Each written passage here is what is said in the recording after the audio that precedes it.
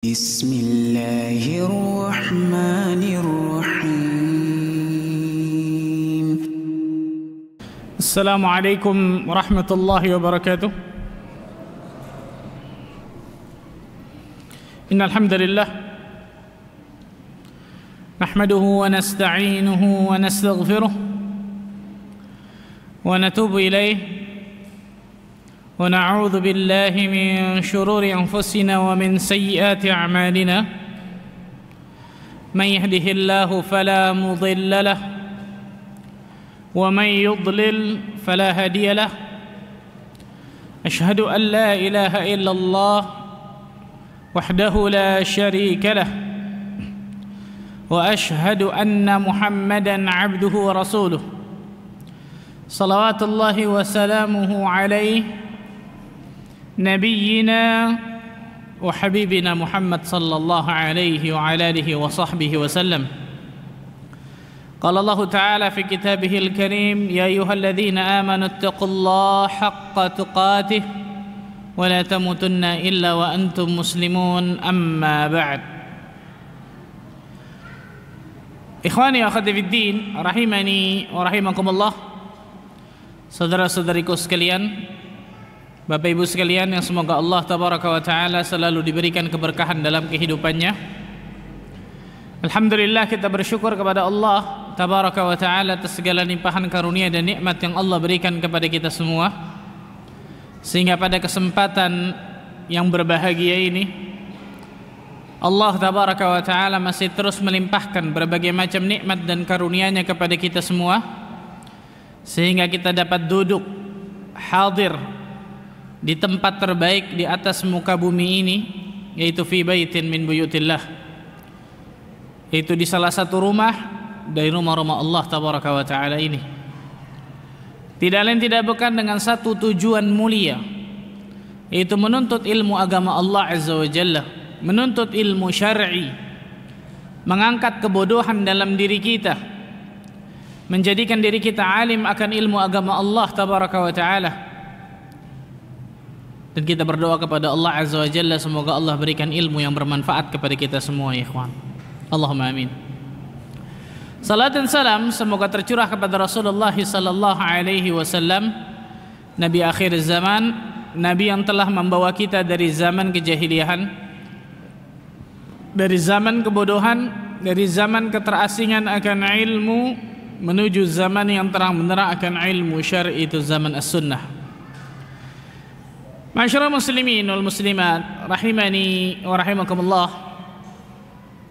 Melanjutkan mabahas kita tentang kitab Al-Bahrul Ra'iq fi Zuhdi wal Raqa'iq, kitab tentang tazkiyatun nafs, kitab tentang penyucian jiwa, pembersihan hati, karya dari Syekh Dr. Ahmad Farid hafizahullah ta'ala. Setelah sudah kita bahas sebelum Ramadan tentang muqaddimah, bagaimana pentingnya seorang muslim dan muslimah menjaga hatinya, membersihkan dan mensucikan hatinya. Hari ini insyaallah ta'ala kita akan masuk di bab yang pertama dari kitab ini.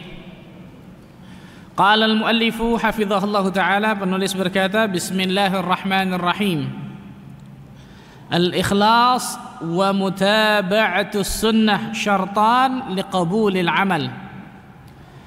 Ikhlas dan mengikuti ittiba', mengikuti sunnah Rasul sallallahu alaihi wasallam adalah dua syarat diterimanya amal saleh seseorang. Jadi penulis membuka kitabnya, mengawali kitabnya dengan syarat diterimanya amal saleh seseorang. Karena kita mengetahui bersama, ikhwan, kita diciptakan di atas muka bumi ini untuk beribadah kepada Allah. Tujuan utama Allah Azza wa Jalla hidupkan kita di atas muka bumi ini bukan untuk berfoya-foya dengan dunianya, lupa dengan akhirat. Tujuan utama kita hidup di atas muka bumi ini untuk beribadah kepada Allah, untuk beramal saleh, untuk melakukan ketaatan kepada Allah. Dan ibadah seseorang, amal saleh seseorang tidak akan pernah diterima oleh Allah Azza wa Jalla kecuali memenuhi beberapa syarat dan kriteria. Dan disinilah bedanya amal saleh dengan dosa, ikhwan. Perbedaan amal saleh dengan dosa. Perbedaan pertama kata para ulama, amal saleh itu ada syarat dan ketentuannya. Ada syarat dan ketentuannya sehingga amal saleh tersebut bisa menghasilkan pahala. Ada syarat dan ketentuannya sehingga amal saleh tersebut diterima oleh Allah Azza wa Jalla. Berbeda dengan dosa, nggak ada syarat dan ketentuannya. Kalau kita melakukan dosa, nggak ada harus ikhlas ketika buat dosa, harus tulus misal, nggak ada. Ini perbedaan pertama nih, kata para ulama. Amal saleh itu ada syarat dan ketentuannya agar amal saleh tersebut diterima oleh Allah, menghasilkan pahala dari Allah. Sedangkan dosa nggak ada syarat dan ketentuannya. Kita berbuat dosa, dapat pasti dosa. Jadi nggak ada kepastian amal saleh kita diterima sama Allah secara pasti. Berbeda dengan dosa, ketika kita melakukan dosa pasti kita mendapatkan dosa. Yang kedua, perbedaan kedua dari amal saleh dan dosa, amal saleh itu akan dilipat gandakan oleh Allah Azza wa Jalla. Sedangkan dosa hanya berapa? 1, tidak dilipat gandakan oleh Allah. Amal saleh dilipat gandakan oleh Allah 10 kali lipat minimal, sampai 700 kali lipat, bahkan lebih dari itu. Ini amal saleh. Tapi kalau dosa tidak dilipat gandakan, hanya 1. Hanya 1. Berarti ikhwan, sebenarnya pada hakikatnya kalau kita berpikir, Allah Azza wa Jalla inginkan kita masuk ke dalam surganya berarti. Betul nggak ikhwan? Allah Azza wa Jalla inginkan kita masuk ke dalam surga. Karena amal saleh itu dilipat gandakan luar biasa banyaknya, sedangkan dosa tidak dilipat gandakan, hanya 1. Tapi sekali lagi ikhwan, amal saleh ini ada syarat dan ketentuannya agar menghasilkan pahala yang berlipat ganda itu tuh. Sedangkan dosa nggak ada syarat dan ketentuannya. Seorang melakukan dosa pasti dia dapat dosa walaupun cuma 1, nggak dilipat gandakan. Nah, perhatikan baik-baik nih ikhwan. Kita beribadah kepada Allah Azza wa Jalla, berbuat amal saleh, melakukan ketaatan kepada Allah harus sesuai dengan syarat dan ketentuan yang Allah dan Rasulnya berikan kepada kita. Dan yang paling mengetahui agar amal saleh tersebut diterima tidak lain tidak bukan adalah Rasulullah sallallahu alaihi wasallam. Lihat, menarik nih, beliau membuka kitab beliau dengan 2 syarat diterimanya amal saleh seseorang. Kenapa? Karena memang kita diciptakan di atas muka bumi ini untuk itu tujuannya, ikhwan. Tujuan utama kita tuh. Makanya sangat membingungkan ketika seorang manusia lebih mengutamakan kehidupan dunianya tapi lupa dengan akhiratnya. Lupa nuntut ilmu agama, lupa beribadah kepada Allah, lupa sholat, lupa puasa. Sibuk luar biasa dari pagi sampai malam, sampai pagi lagi nuntut ilmu agamanya. Padahal dia diciptakan di atas muka bumi ini, tujuan utamanya bukan untuk itu, tapi untuk beribadah kepada Allah. Tapi untuk mentauhidkan Allah tabaraka wa ta'ala, untuk beramal saleh, berbuat ketaatan kepada Allah. Makanya para ulama mengatakan apa? Orang-orang yang benar-benar bisa memahami ayat wa ma khalaqtul jinna wal insa illa liya'budun, dia benar-benar bisa mengamalkan itu, memahami ayat itu dan mengamalkan konsekuensi dalam kehidupannya, pasti bahagia orang ini dunia akhirat. Dan orang-orang yang tidak memahami dengan benar ayat tersebut, dia akan sengsara dunia akhirat. Nah, ikhwatal iman rahimani wa rahimakumullah, beliau membawakan 2 syarat diterimanya amal. Para ulama menyebutkan pada hakikatnya secara lengkap ada 3. Ada 3 syarat. Sebelum ikhlas dan sebelum ittiba ada 1 I yang lain. Apa itu? Islam dan iman. Islam, iman. Karena amal soleh apapun yang dilakukan oleh orang-orang kafir, orang musyrik, seikhlas apapun, sebagus apapun, sebaik apapun, mencontoh mungkin Nabi Muhammad luar biasa, tapi orang itu tidak ikhlas, tapi orang itu bukan seorang muslim, maka hanya Allah balas di dunia saja, tidak Allah balas di hari akhirat. Hanya Allah balas di dunia. Islam, iman. Maka sebelum apa? Sebelum ikhlas dan ittiba'ur rasul ada I yang pertama, Islam, iman. Jelas, subhanallah. Nah, ini disebutkan para ulama. Jadi secara lengkap pada hakikatnya syarat diterimanya amal saleh seseorang menghasilkan pahala, menghasilkan surga ada 3 nih. Yang pertama Islam, iman. Yang kedua ikhlas, dan nanti kita bahas hari ini ikhlas, apa itu ikhlas. Dan yang ketiga ittiba'ur rasul, mengikuti, mencontoh Rasul sallallahu alaihi wasallam dalam kita beramal saleh. Penulis membawakan beberapa ayat dalam kitab Allah. Di antaranya Allah Azza wa Jalla berfirman dalam surat Al-Mulk ayat kedua, ma'ruf insyaallah ayat ini. Surat Tabarak atau surah Al-Mulk ayat kedua. Allah Azza wa Jalla berfirman, "Alladzi khalaqal mauta wal hayata liyabluwakum ayyukum ahsanu amala." Dialah Allah yang menciptakan kematian dan kehidupan untuk menguji kalian, siapa di antara kalian yang paling baik amalannya. Allahu akbar. Lihat, Allah menciptakan kematian dan kehidupan liyabluwakum, untuk menguji kalian. Jadi kita hidup di atas muka bumi ini memang untuk diuji, ikhwan. Selesai dari satu ujian menuju apa? Ujian selanjutnya. Perhatikan baik-baik.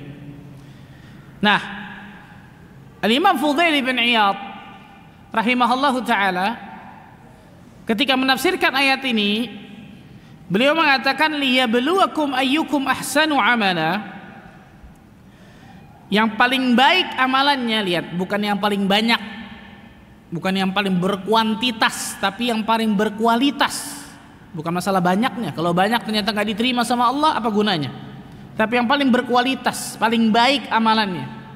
Amal itu kata Imam Fudail bin Iyad bisa baik kalau memenuhi 2 kriteria ini nih. Apa itu? Aswabuhu wa akhlasuhu. Yang paling ikhlas dan yang paling mengikuti sunnah Nabi sallallahu alaihi wasallam. Jadi semakin ikhlas amal saleh seseorang, semakin mendatangkan pahala besar. Semakin orang itu mengikuti sunnah Nabi sallallahu alaihi wasallam dalam dia beramal saleh, semakin Allah Azza wa Jalla akan berikan pahala besar kepada dirinya. Akhlasuhu wa aswabuhu. Dan 2 ini harus ada dalam kita beramal saleh. Kalau yang pertama kita sudah Islam, muslim, alhamdulillah. Bersyukur kepada Allah Azza wa Jalla, kenikmatan terbesar yang Allah berikan kepada kita, nikmat Islam dan iman yang ada dalam dada kita. Itu a'zamun ni'mah kata para ulama. Nikmat terbesar yang Allah berikan. Kemudian ketika seseorang ingin beramal saleh, 2 syarat ini harus ada. Ketika setelah Islam, jelas ya, setelah Islam dan iman, 2 syarat ini harus ada. Salah satunya saja hilang, Allah Azza wa Jalla gak akan pernah terima amal saleh itu. Antum lagi semangat, Anda lagi semangat ya Pak Ustaz, Anda mau sholat subuh 4 rakaat Pak Ustaz, boleh? Hah? Emang ada larangannya? Pertanyaan ini yang sering ditanyakan di banyak kaum muslimin. Saya ingin melakukan ini, jangan, gak boleh. Lah, emang ada larangannya? Ini pertanyaannya salah. Kalau dia tanya masalah ibadah, emang ada larangannya? Salah. Kenapa? Karena hukum asal ibadah itu terlarang sampai datang dalil yang membolehkan. Berarti kalau masalah ibadah, masalah amal saleh, bukan nanya ada larangannya, tapi nanya ada dalilnya atau enggak. Ada dalil yang bolehkan amal ini atau tidak. Contoh tadi, Anda mau sholat subuh 4 rakaat, 5 rakaat, 6 rakaat, Anda lagi semangat, nggak boleh. Loh, kenapa nggak boleh? Emang ada larangannya? Bingung antum itu. Nyari di kitab apapun nggak ada larangannya tuh. Kenapa? Karena hukum asal amal saleh, sepakat ulama, hukum asal ibadah itu terlarang sampai datang dalil yang membolehkan. Berarti masalah ibadah tanyanya tadi apa? Adakah dalil yang bolehkan amalan ini? Perhatikan baik-baik nih. Ada orang ngajarin antum, nih baca nih, masya Allah nih, baca tiap pagi sekian kali, sekian ribu kali, ini akan membuka pintu rizki. Wah, masya Allah, kita senang dong. Baik, kita tanya kepada dirinya, ini ada dalilnya nggak? Ada dalil yang bolehkan ini nggak? Loh, ini kan zikrullah, bagus. Ana bukan itu, ya bagus betul. Ana cuma tanya, ini ada dalil yang membolehkan nggak kita baca ini ribuan kali setiap pagi? Apa salahnya? Cuma zikir kok. Betul ya? Banyak kan kaum muslimin begitu kan? Perhatikan baik-baik nih. Banyak orang salah di sini, subhanallah. Nggak ada sih, emang nggak ada dalil yang bolehin sih. Tayyib, hanya mencukupkan diri dari apa yang ada dalilnya dari Nabi SAW. Selesai. Karena Islam ini gampang ya ikhwan, tinggal kopas tanpa edit. Oh, kopas, copy paste, tanpa diedit satu kata dalam Islam nggak boleh diedit. Betul ya? Dari zaman Nabi SAW sholat subuh 2 rakaat sampai detik ini 2 rakaat sampai hari kiamat 2 rakaat, nggak mungkin nambah, nggak mungkin kurang. Maka saya ulang nih ikhwan, ini 2 kaidah penting nih. Kaidah pertama, hukum asal dari ibadah itu terlarang sampai datang dalil apa? Yang membolehkan. Berarti masalah ibadah tanyanya apa tadi? Adakah dalilnya? Adakah dalil yang membolehkan amalan ini? Bukan hanya larangannya, karena hukum asalnya sudah terlarang. Ini yang pertama. Dan ini syarat ibadah yang pertama. Tayyib, syarat pertama, tayyib, kalau gitu Pak Ustaz, ana mau 2 rakaat insyaallah salat subuhnya. Tapi Pak Ustaz, di samping ana nih, ketika ana salat subuh ada camar. Tahu camar? Burung tahu burung camar. Calon mertua. Ana 2 rakaat dari takbiratul ihram sampai salam mengikuti sunnah Nabi sallallahu alaihi wasallam. Tapi supaya dilihat calon mertua itu Pak Ustaz, gimana tuh Pak Ustaz? Maka dapat dipastikan amal tersebut apa? Tertolak. Kenapa? Karena tidak ada keikhlasan di dalamnya. Ini makanya dua syarat diterimanya amal ini, salah satunya aja nggak boleh hilang sama sekali. Satu saja hilang, tidak akan pernah diterima amal saleh kita. Ikhlas dan ittiba'ur rasul. Berarti harus apa? Ibadahnya harus ikhlas karena Allah tabaraka wa ta'ala.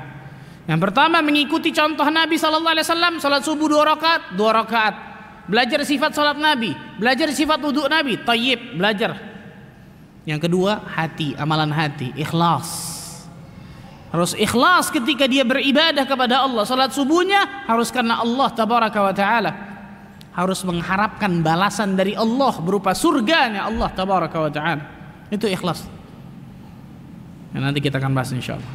Ikhlasuhu wa aswabuhu. Yang paling ikhlas dan yang paling benar. Itu yang paling mengikuti contoh Nabi sallallahu alaihi wasallam. Ayat yang lain, Allah tabaraka wa ta'ala berfirman di dalam surat Al-Kahfi ayat ke-110. Ini dua langsung. 2 syarat langsung, Masya Allah. Surat Al-Kahfi surat 18 ayat 110.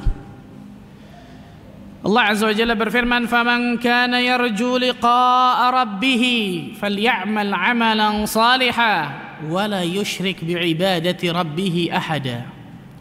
Barang siapa yang mengharapkan perjumpaan dengan Rabbnya, mengharapkan perjumpaan dengan Allah tabaraka wa ta'ala, falya'mal 'amalan shalihan, maka beramallah amal yang saleh, wa la yusyrik bi'ibadati rabbih ahada, dan janganlah ia menyekutukan seorang pun dalam beribadah kepada Rabbnya. Ada 2 syarat langsung dalam ayat ini diterimanya amal saleh. Yang pertama, falya'mal 'amalan shalihan, beramallah amal yang saleh. Kata para ulama tafsir, beramal amal yang saleh, amal tersebut tidak akan dikategorikan amal saleh kalau amal tersebut tidak mengikuti tuntunan Nabi sallallahu alaihi wasallam. Berarti yang pertama, aswabuhu, harus sesuai dengan contoh dan tuntunan Rasul sallallahu alaihi wasallam, baru dikatakan amal saleh. Yang kedua, wala yusyrik bi'ibadati rabbih ahada, dan janganlah kalian menyekutukan seorang pun dalam beribadah kepada Rabbnya. Itu jangan berbuat kesyirikan. Maksudnya apa? Ikhlas ketika dia beramal saleh. Akhlasuhu. Nah, dua ini. Dua syarat diterimanya amal. Ayat yang lain. Beliau membawakan ayat yang lain dalam surat An-Nisa ayat 125. Surat An-Nisa ayat 125. Wa man ahsanu dinan mimman aslama wajhahu lillah wa huwa muhsin.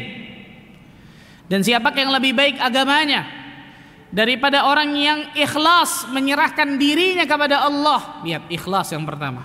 Ikhlas menyerahkan dirinya kepada Allah. Ikhlas menyerahkan wajahnya kepada Allah. Wa huwa muhsin, dan dia mengerjakan kebaikan. Ikhlas dan ittiba'ur rasul.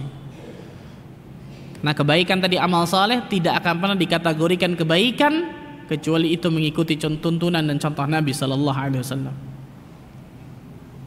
Nah, perhatikan baik-baik ikhwan. Karena itu Syekhul Islam Ibn Taimiyah rahimahullahu taala beliau berkata dalam kitabnya Iqtida' Shiratal Mustaqim, dua pondasi ini, ikhlas dan juga ittiba', adalah realisasi yang sebenarnya dari penerapan dua kalimat syahadat. Dua kalimat syahadat yang menjadikan seseorang masuk ke dalam apa? Islam. Rukun Islam yang pertama, syahadatain. Disebut dua kalimat syahadat, berarti dua persaksian. Syahadatullah wa syahadatur rasul. Persaksian tentang Allah dan persaksian tentang Rasul. Apa itu persaksian tentang Allah? Persaksian bahwa tidak ada ilah, tidak ada Tuhan yang berhak diibadahi dengan benar melainkan Allah. Dan persaksian bahwa Nabi yang kedua, persaksian Rasul, persaksian bahwa Nabi Muhammad SAW adalah utusan Allah Azza wa Jalla. Nah, kata Syekhul Islam Ibn Taimiyah, dua pondasi ini, ikhlas dan ittiba', ini adalah realisasi yang sebenar-benarnya dari penerapan dua kalimat syahadat. Dua penerapan apa kalimat syahadat. Kenapa? Karena syahadatullah yang pertama bersaksi bahwa tidak ada ilah, tidak ada Tuhan yang berhak diibadahi dengan benar melainkan Allah. Berarti kalau kita meyakini hanya Allah satu-satunya sesembahan, wajib kita mengikhlaskan ibadah hanya kepada Allah. Ini yang pertama, ikhlas. Yang kedua, syahadatul Rasul. Wa anna Muhammadar Rasulullah wa ashhadu anna Muhammadar Rasulullah. Bersaksi bahwa Nabi Muhammad sallallahu alaihi wasallam adalah utusan Allah. Konsekuensinya berarti kita wajib mengikuti semua tuntunan, semua contoh, semua perintah yang dicontohkan, yang dituntunkan, yang diperintahkan oleh Nabi sallallahu alaihi wasallam kepada kita, terutama dalam beribadah kepada Allah. Itu yang dikenal dengan ittiba'. Nah, makanya para ulama mengatakan ikhlas dan ittiba'ur rasul. Di antara Syekhul Islam Ibn Taimiyah mengatakan apa? Realisasi dari dua kalimat syahadat yang benar. Berarti kalau salah satunya aja ada yang kurang dalam ibadah kita, hati-hati. Hati-hati, subhanallah. Jangan-jangan ternyata dua kalimat syahadat kita ada yang belum sempurna di situ ya, kan, tanpa kita sadari. Nah, ini menarik nih, subhanallah. Bab yang pertama yang dibawakan oleh penulis yaitu tentang apa? Syarat diterimanya amal saleh seseorang. Menunjukkan bagaimana pentingnya amal saleh dalam kehidupan seorang hamba Allah Azza wa Jalla. Ikhwan, kalau kita ditanya semua ingin masuk surga, pasti jawabannya kepengen, betul ya? Untuk masuk surga, ada yang jawab enggak? Coba tangan. Nggak mungkin kita mengatakan nggak saya masuk surga ntar saya mikir-mikir dulu. Nggak mungkin, mustahil. Harus diperiksa ke dokter orang itu, betul ya? Pertanyaan besarnya adalah dengan apa kita bisa dapatkan surga Allah Azza wa Jalla? Dengan angan-angan kosong aja, oh saya mau dapat surga nih. Tapi tidak beriman, tidak berilmu, tidak beramal saleh, tidak bertakwa kepada Allah. Dengan apa dapatkan surga, ikhwan? Perhatikan baik-baik, subhanallah. Dan orang yang masuk ke dalam surga Allah Azza wa Jalla dapat dipastikan hati orang-orang tersebut pasti orang-orang yang bersih hatinya. Kalau antum belajar tentang yaumul akhir, serial hari kiamat, hari akhir, ada di ujung setelah sirat ada yang namanya satu lagi sebelum masuk ke dalam surga. Apa? Qantarah. Ulama khilaf, apakah qantarah ini nyambung sama sirat atau jembatan berbeda? Tapi para ulama mengatakan di qantarah ini diselesaikannya kezaliman yang kecil, yang yasir, karena kezaliman yang besar sudah selesai di mahsyar, di hisab dan di mizan. Di qantarah dihilangkannya kedengkian hati seorang hamba, dibersihkannya hati hamba, dihilangkannya kezaliman yang yasir, yang kecil dan seterusnya. Sudah bersih hatinya, baru Allah persilahkan untuk masuk ke dalam surga. Berarti dengan kata lain, orang yang masuk ke dalam surga hatinya berarti orangnya apa? Bersih. Dan ini pelajaran kita nih, tazkiyatun nafs, penyucian jiwa, pembersihan hati. Dan hati manusia, ikhwan, tidak akan pernah bersih kecuali dengan iman dan amal saleh. Gak mungkin. Oh, dia orang kafir tapi hatinya bersih, Ustaz. Nggak ada, nggak mungkin, mustahil. Yang namanya kesyirikan, kekufuran, kedurhakaan kepada Allah dan Rasulnya akan mengotori hati manusia, baik dia sadar ataupun dia tidak menyadarinya. Itu pasti, ikhwan. Itu sudah pasti, subhanallah. Makanya yang paling pertama beliau masukkan bab tentang apa? Diterimanya amal saleh. Syarat diterimanya amal saleh. Agar apa? Dengan diterimanya amal saleh seseorang terus menerus, itu otomatis akan menjadikan hatinya itu bersih. Yang kemarin yang kita sebutkan perkataan Al-Imam Ibnu Qayyim dalam kitabnya Ighatsatul Lahafan, di antara 3 cara untuk membersihkan hati, salah satunya apa? Menjaga kekuatan dan stamina hati. Gimana caranya menjaga kekuatan dan stamina hati? Al-amalus salih, beramal saleh. Karena dengan itu otomatis seseorang akan Allah Azza wa Jalla bersihkan hatinya, ikhwan. Nah, Allah Azza wa Jalla juga berfirman di dalam surat Al-Furqan ayat 23. Di dalam surat Al-Furqan ayat ke-23. Wa qadimna ila ma 'amilu min 'amalin faj'alnahu haba'an manthura. Kata Allah tabaraka wa ta'ala, kami akan datangkan amal-amal saleh seseorang di hari kiamat nantinya, tapi kami akan jadikan amal-amal saleh tersebut seperti debu yang berterbangan. Ayat ini luar biasa mengerikannya nih, ikhwan. Penyesalan yang paling menyesal bagi seseorang, ikhwan, ketika harusnya dia bisa dapatkan suatu keberhasilan, bahkan sudah di depan kedua pelupuk mata kepalanya, tiba-tiba keberhasilan itu hilang. Untuk mendapatkan sesuatu masalah dunia, bisnis misal, tinggal tanda tangan selesai, dapat cair tuh. Qadarullah, ada orang mungkin yang nyelip nggak jadi, hanya tinggal tanda tangan nih, semua disepakati dan seterusnya, hanya tinggal tanda tangan selesai, cair itu. Ada orang masuk di situ ternyata nggak jadi, batal, hanya tinggal tanda tangan. Nyeseknya beda sama ketika dari pertama kali, betul ya? Itu bisnis di dunia masih bisa dapat lagi ke depannya. Kalau akhirat nanti ternyata kita lihat di depan mata kepala kita hilang semua amalan soleh kita, pahala kita seperti debu yang berterbangan, nyeseknya seperti apa tuh, ikhwan? Na'udzubillah min dzalik, nasallallahu alaihi. Salah satunya kata para ulama apa? Yang menjadikan amal soleh seseorang Allah jadikan seperti debu yang berterbangan, jelas nggak ada dua ini nih. Entah karena tidak ada keikhlasan di dalam amal solehnya, atau entah tidak ada ittiba'ur rasul dalam amal salehnya. Nah, makanya Al-Imam Ibnu Qayyim Al-Jauziyah rahimahullahu taala mengatakan apa? Sebelum kita beramal saleh, tanyakan kepada diri kita 2 pertanyaan dulu nih, kepada diri kita. 5 wa kaifa? Untuk apa saya beramal saleh? Apakah ikhlas karena Allah? Yang kedua, kaifa? Bagaimana amal saleh itu? Apakah amal saleh tersebut sesuai dengan tuntunan Nabi sallallahu alaihi wasallam atau tidak? 2 pertanyaan nih kata Ibnu Qayyim. Sebelum antum beramal saleh, tanya 2 pertanyaan ini kata Ibnu Qayyim. 5 wa kaifa?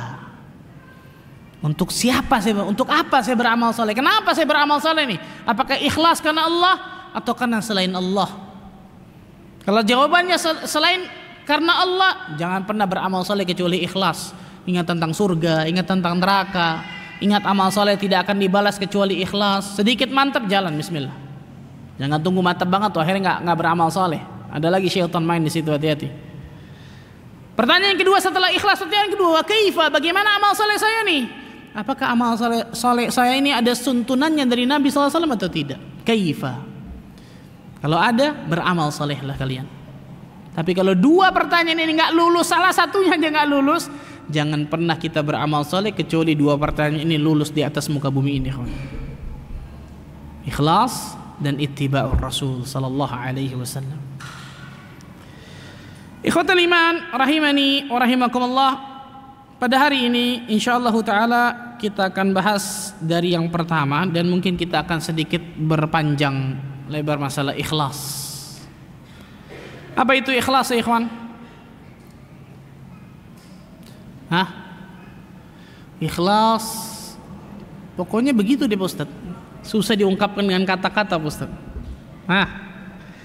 Karena kata-kata ikhlas ini ikhwan di dalam bahasa Indonesia memiliki makna ada banyak. Contoh, antum dapat ujian, cobaan, musibah. Biasanya orang lain akan ngomong kepada antum, apa ngomongannya? Sudah, ikhlasin aja lah. Apa ini ikhlasin yang kita bahas? Bukan, ini ridho. Ini secara syariat ya.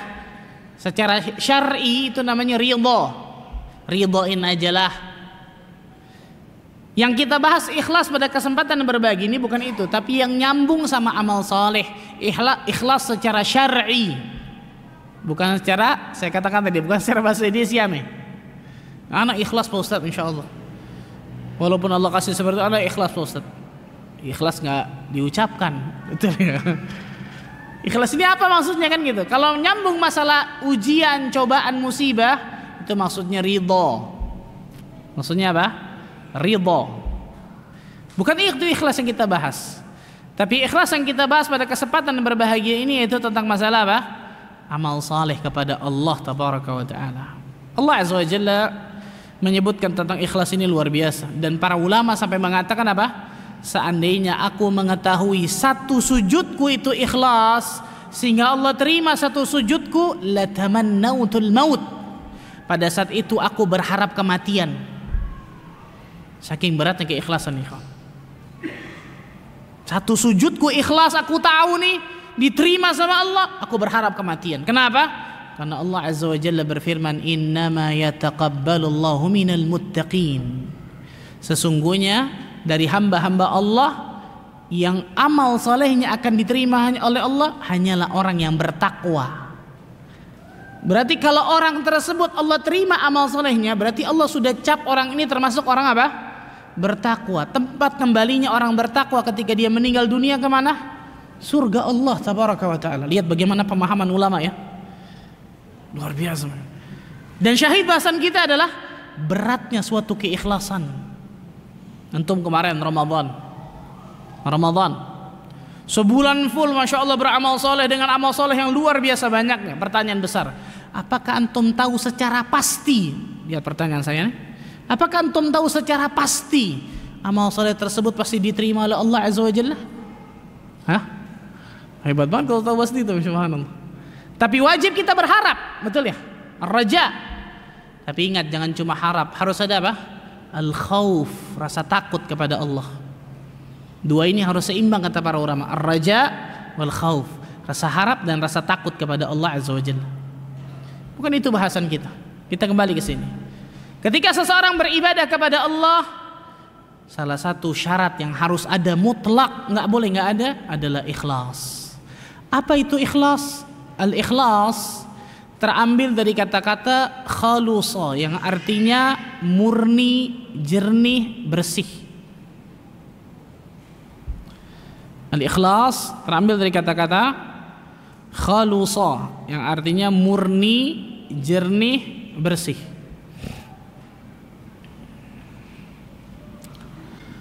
Allah tabaraka wa ta'ala menggunakan kata-kata khalusa ini dalam banyak ayat dalam Al-Quranul Karim.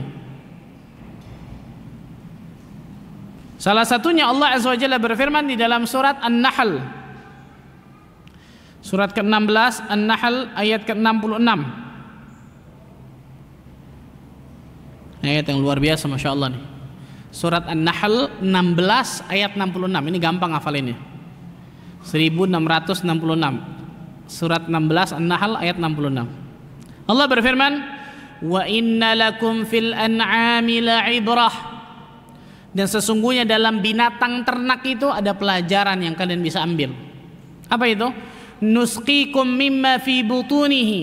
Kami berikan minum kalian dari perut binatang ternak itu, min baini farthin wa damin, yang kami pisahkan antara kotoran hewan dan darah hewan, labanan khalisa, susu yang ikhlas, susu yang murni, jernih, bersih, sa'ighal lisyaribin, yang nikmat diminum oleh para peminumnya. Saya mau tanya sama antum, kita anggap ini susu, segelas susu. Pernahkah kita temukan dalam segelas susu yang murni ada setitik kotoran hewan? Ada? Nggak ada, kecuali kemasukan, betul ya? Kemasukan lain cerita tuh. Pernahkah kita temukan dalam segelas susu yang murni setetes darah hewan? Enggak. Allah Azza wa Jalla telah berjanji dalam Al-Quran akan memisahkan antara darah dan kotoran hewan. Allah keluarkan susu yang ikhlas. Dari sini kegambar nih ikhwan, yang namanya ikhlas beribadah seperti apa? Susu yang murni itu. Gampang apa susah? Hah? Oh, Masya Allah, pada ikhlas berarti Masya Allah ini kayaknya. Gak ada yang jawab Masya Allah. Berat ya ikhwan, luar biasa tuh. Gak boleh ada satu tetes darah, tidak boleh ada setitik kotoran hewan. Luar biasa itu. Jadi itulah keikhlasan, itu gambaran keikhlasan kata para ulama. Khalusa, murni, jernih, bersih. Para ulama mendefinisikan secara syar'i, jadi secara lughawi, secara bahasa, dari kata-kata khulusa, bersih, murni, jernih, bersih. Secara syar'i, secara syariat, banyak para ulama mendefinisikan masalah ikhlas ini. Kita berikan 3 lah definisi dari al-ikhlas. Yang pertama disebutkan oleh beliau ini penulis, al-ikhlas kata beliau, tajridu qasdi taqarrubi ila Allah azza wa jalla an jami'i syawaib. Yang namanya ikhlas kata beliau membersihkan tujuan,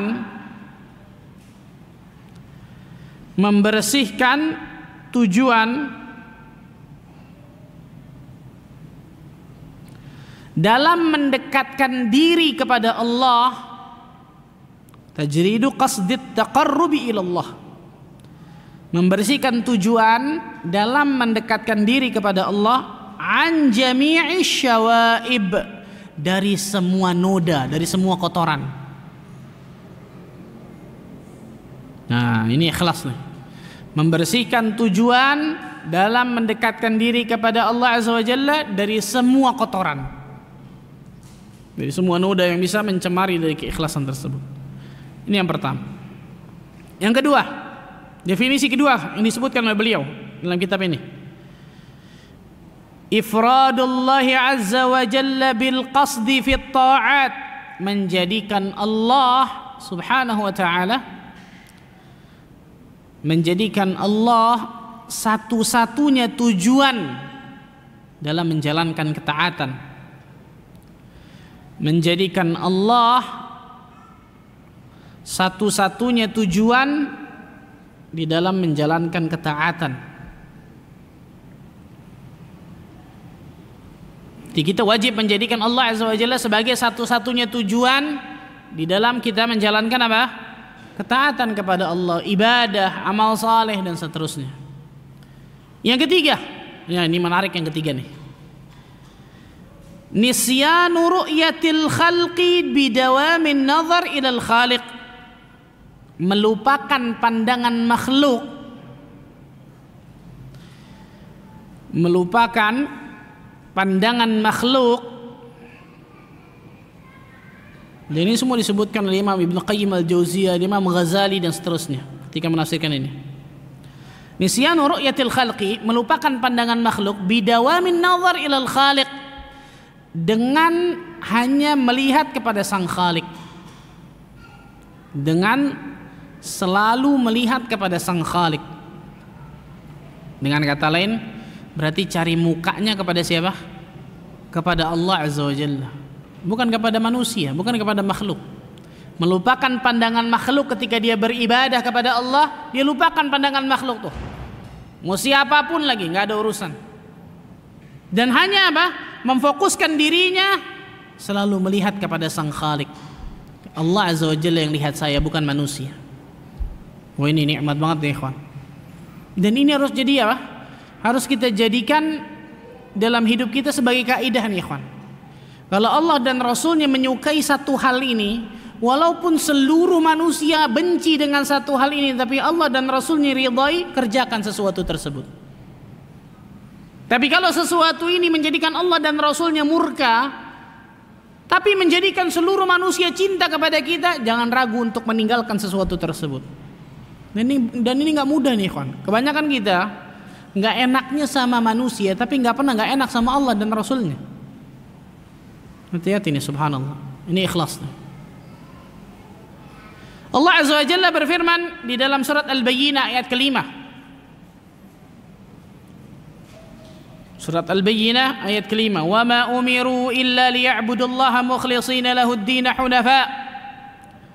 Padahal mereka tidak disuruh kecuali supaya menyembah Allah dengan memurnikan ketaatan kepadanya dalam menjalankan agama yang lurus. Subhanallah, ayat ini sering keluar dan sering kita dengar masalah ikhlas.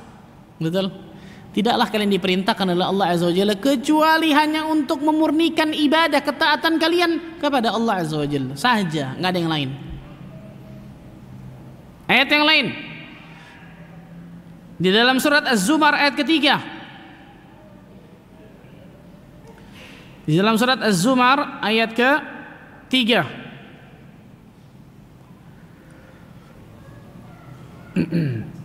Ala lillahi dinul khalis, ketahuilah agama yang murni ini, yang ikhlas ini hanya kepunyaan Allah tabaraka wa ta'ala. Agama yang murni, yang ikhlas ini hanya kepunyaan Allah tabaraka wa ta'ala. Ayat yang lain dalam surat Ghafir, surat 40, surat Ghafir atau Al-Mu'min sama aja. Surat Ghafir atau Al-Mu'min, surat ke-40 ayat ke-14. Surat 40 ayat 14.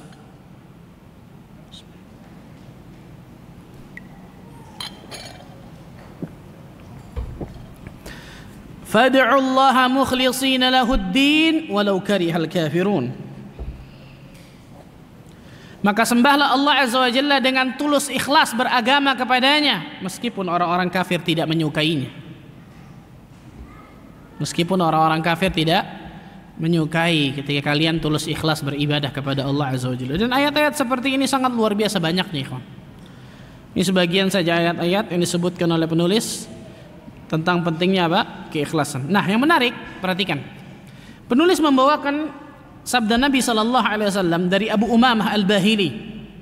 Ja'a rajulun ila Nabi sallallahu alaihi wasallam. Ada seorang laki-laki datang kepada Nabi sallallahu alaihi wasallam bertanya, "Ya Rasulullah sallallahu alaihi wasallam, ara'aita rajulan ghaza yaltamisul ajr wa dzikr, ma lahu?"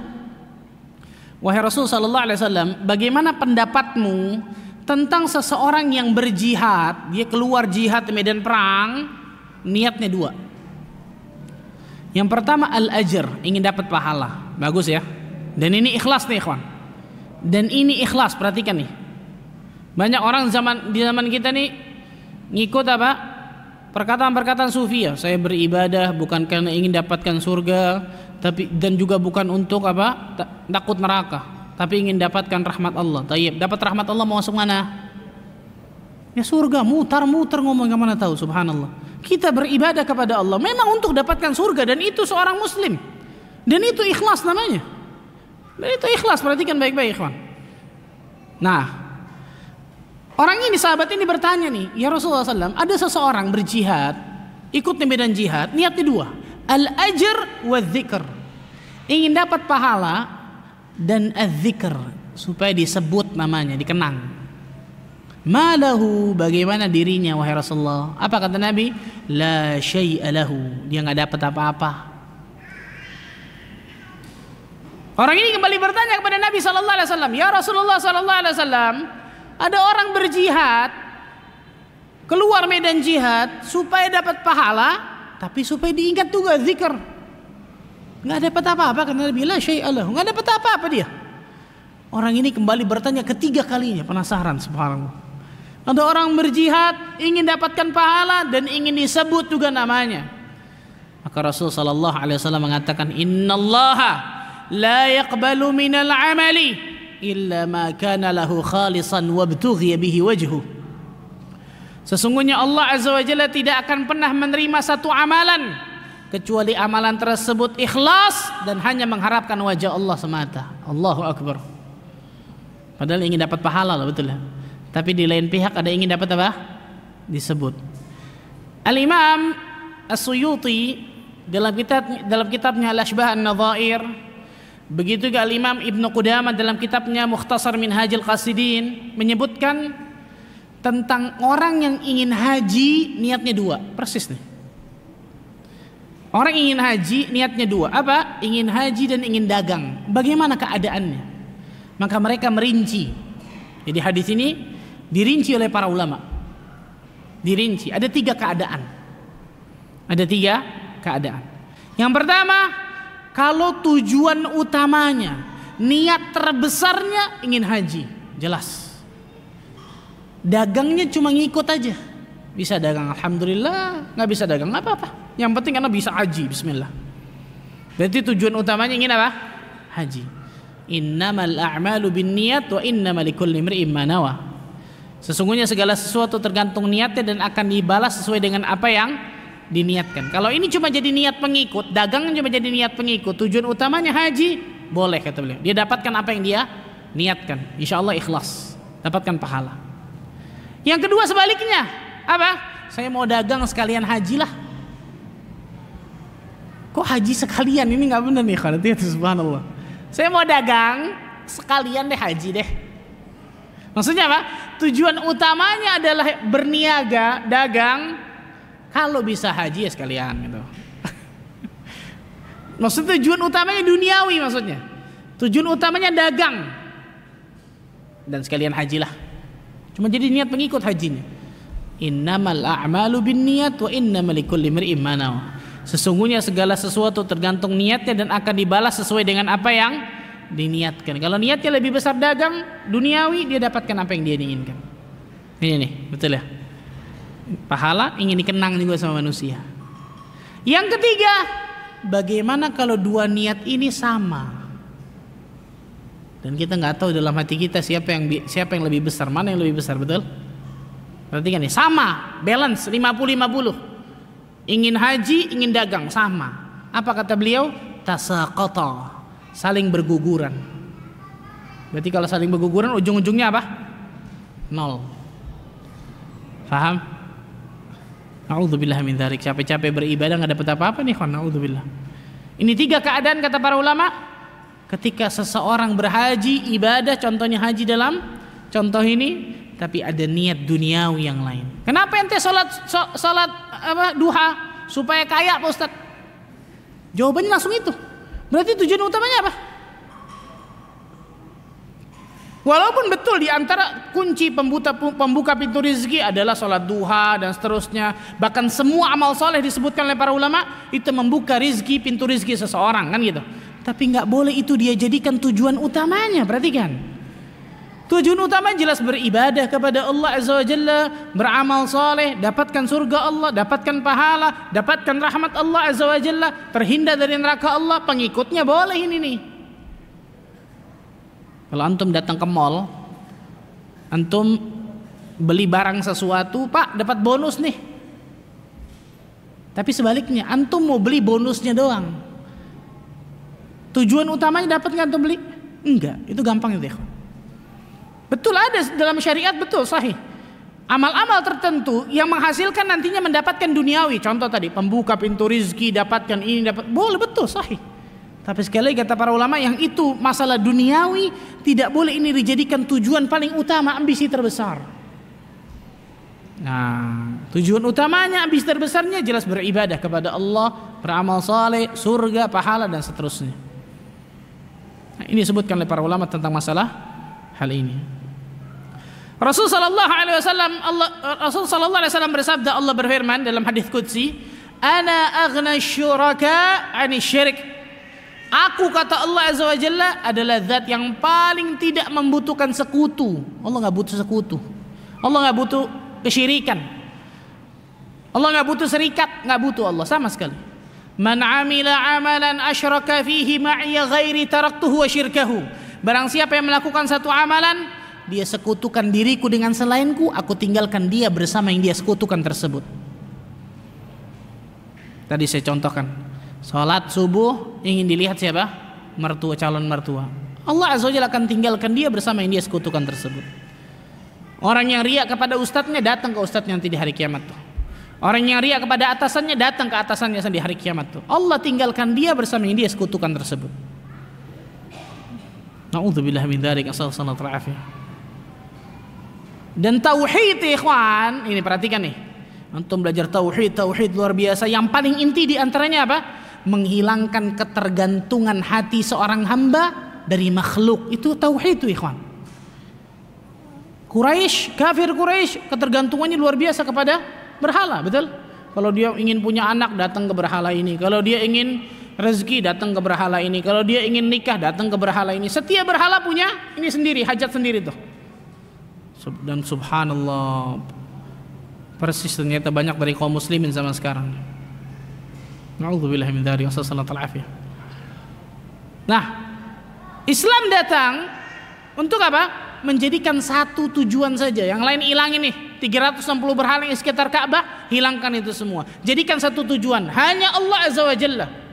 Hilangkan hati kita dari ketergantungan kepada makhluk, hanya Allah azza wa jalla semata. Apa kata mereka? Aja'alal alihata ilaha wahida? Apakah kita harus menjadikan jadi satu Tuhan nih, semuanya dari banyak jadi satu? Inna hadza la syai'un ujab. Ini perkara yang mengherankan, kata mereka. Na'udzubillah min dzalik. Dalam hadis yang sahih yang dari Imam Malik, Imam Tirmidzi dan lainnya, Rasul sallallahu alaihi wasallam pernah bertanya kepada Husain. Husain ini salah satu musyrikin Quraisy. Ya Husain, kam ta'budul ilaha al-yawm? Berapa Tuhan yang engkau sembah hari ini? Kata Husain, sab'atun, 7 Tuhan. Banyak Tuhan sembah. Husain kemudian merincikan dari 7 Tuhan itu, wahidun fis sama wa sittatun fil ardi.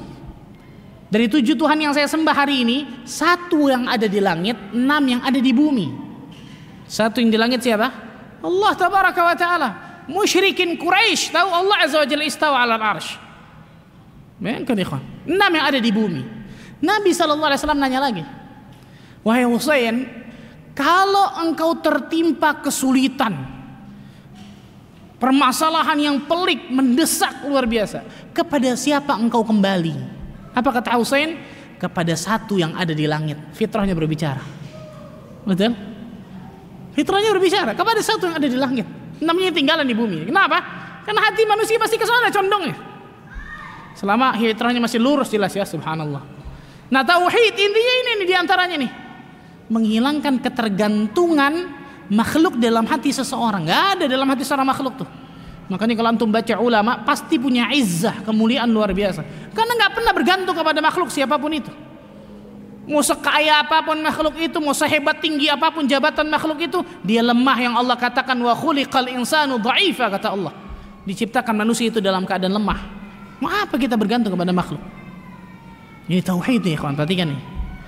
Jadi kalau ternyata Allah kasih ujian, cobaan, musibah kepada kita, yang paling pertama terbetik dalam pikiran kita ketika Allah kasih ujian, fulan bisa bantu saya nih. Mana sang khaliknya, ikhwan? Mana inti tauhidnya, ikhwan? Bisa difahami? Nabi SAW ketika beliau meninggal, baju besi beliau tergadai oleh orang Yahudi. Ada banyak pelajaran di sini luar biasa nih. Ada banyak sekali pelajaran. Bermuamalah dengan orang kafir boleh dan seterusnya. Tapi syahid bahasan kita satu pelajaran luar biasa. Kata para ulama apa? Bagaimana hati Nabi SAW tidak ada sedikit pun ketergantungan kepada makhluk. Dan ini berat ya, ikhwan. Wallah ini berat ini, subhanallah. Nggak ada sedikit pun dalam hati Nabi SAW ketergantungan kepada makhluk. Kalau beliau mau, beliau ngomong sama Abu Bakar, Umar, Uthman, Abdurrahman bin Auf, Talha bin Ubaidillah, di stok rumahnya serumah makanan bisa. Betul? Tapi itu nggak dipilih sama Nabi SAW. Beliau pilih gadaikan baju besi ini bukan kepada kaum muslimin, karena beliau tahu kaum muslimin nggak mau pasti. Beliau pilih dengan Yahudi. Ketergantungan hati Nabi nggak ada sama makhluk sama sekali, ikhwan. Dan para ulama mengatakan apa? Ketika hati kita mulai sedikit muyulnya kecenderungan ketergantungan kepada makhluk, pada saat itu pasti Allah berikan kekecewaan bagi kita. Dan itu tauhid, ikhwan. Dan itu ikhlas. Allah Azza wa Jalla akan tinggalkan dia bersama orang yang dia sekutukan tersebut. Nah, ini disebutkan oleh para ulama tentang masalah ini. Ikhwatul iman rahimani wa rahimakumullah. Untuk mewujudkan ikhlas ini begitu berat, luar biasa. Imam Sufyan Ats-Tsauri rahimahullahu taala berkata, "Ma'alajtu syai'an ashadda 'alayya min niyyati."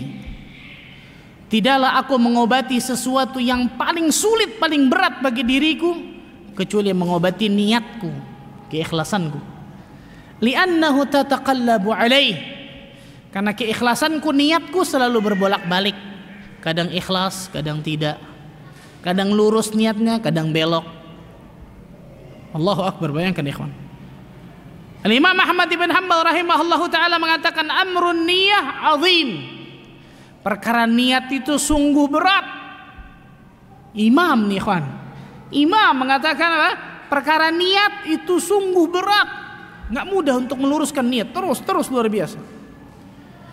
Yusuf ibn Asbat rahimahullah berkata, takhlisun niyah min fasadiha ashaddu 'ala al-'amilin min tulil ijtihad. Subhanallah. Mengikhlaskan niat dari hal-hal yang bisa merusaknya itu lebih berat daripada harus beribadah dalam waktu yang panjang. Kita kayaknya dua-duanya susah nih, Masya Allah ya. Ibadah yang panjang susah, ikhlas juga susah, subhanallah ya. Allahu akbar. Yusuf ibn al-Husain rahimahullah berkata, a'azzu syai'in fid dunya al-ikhlas. Perkara yang paling besar di dunia ini itu ikhlas, kata beliau. Wa kam ajtahidu fi isqatir riya an qalbi wa ka'annahu yanbutu fihi ala launin akhar. Betapa seringnya aku bersusah payah, kata beliau, untuk mengobati riya yang ada dalam hatiku, tiba-tiba riya itu muncul dalam bentuk tunas yang lain. Allahu akbar. Ini perkataan-perkataan ulama nih, saya berikan. Dan yang paling jelas sabda Nabi SAW kepada para sahabat, di hadapan para sahabat loh. Dalam hadis yang sahih dari Imam Ahmad, inna akhwafa ma akhafu alaikum asyirkul asghar. Sesungguhnya yang paling aku takutkan kepada kalian, kalian ini sahabat loh ikhwan, yang ilmunya, imannya, amal salehnya, ketakwaannya, istiqomahnya jangan pernah kita ragukan sama sekali sahabat radhiyallahu anhum radhu'an. Khairun nas, sebaik-baik manusia. Tapi Rasul SAW takut sahabat kena penyakit ini. Bagaimana kita coba? Yang paling aku takutkan kepada kalian wahai para sahabatku asyirkul asghar, syirik yang kecil. Perhatikan nih, banyak orang keliru nih. Oh, syirik kecil Pak Ustaz, dosa kecil berarti. Salah. Syirik kecil dosanya dosa apa? Dosa besar. Setelah syirik besar, syirik kecil, baru dosa-dosa besar yang lain di bawahnya tuh. Perhatikan baik-baik, banyak orang salah di sini dengan kata-kata kecil, tertipu dengan kata-kata kecil. Yang paling aku takutkan kepada kalian adalah syirik kecil. Fasu'ila anhu. Maka ditanyakan, masyirkul asghar ya Rasulullah, apa itu syirik kecil wahai Rasul sallallahu alaihi wasallam? Faqala ar-riya, itu adalah riya. Allahu akbar. Itu adalah apa? Riya. Apa itu riya? Biasa-biasa Indonesianya apa? Hah? Pamer, betul ya? Setiap bahasa Arab pasti punya kata dasar ya kawan. Riya itu dari kata-kata ro'a yaro, yang artinya melihat. Kalau bahasa Arab nggak punya kata dasar, berarti aslinya bukan bahasa Arab tuh. Contoh, ustaz, apa kata dasarnya? Hah? Antum tahu kata dasarnya, kasih kunci mobil, masya Allah. Hah? Nggak ada, makanya ada berani, nggak ada, masya Allah. Kata dasar, karena aslinya bukan bahasa Arab itu. Beda sama miftah. Apa miftah? Kunci. Kata dasarnya apa? Fataha yaftahu, yang artinya membuka. Alat untuk membuka namanya kunci, miftah. Contohnya ini, tadi ikhlas kata dasarnya khalusa, bersih, murni, jernih. Riya kata dasarnya ra'a yara, yang artinya melihat. Maksudnya apa? Seseorang beribadah kepada Allah Azza wa Jalla supaya ibadah ini dilihat orang. Tujuannya apa? Supaya dipuji, disanjung, mendapatkan tempat di hati masyarakat, atau mendapatkan sedikit dari duniawi. Itu riya tuh ikhwan.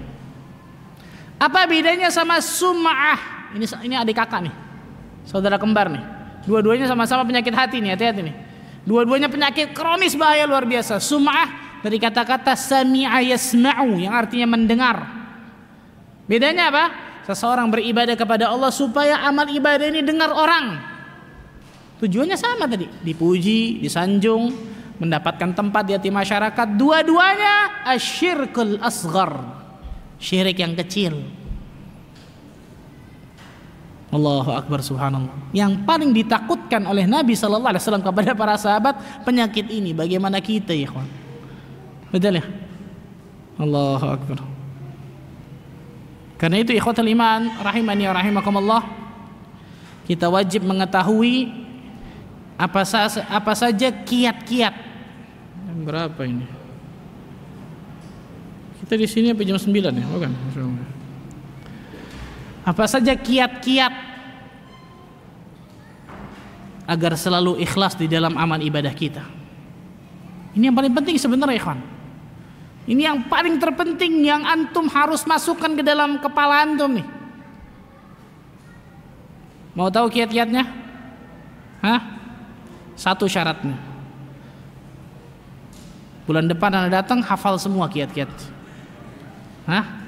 Kenapa? Ini bukan buat anak, buat antum ini. Kenapa? Karena setiap hari kita beribadah, ikhwan.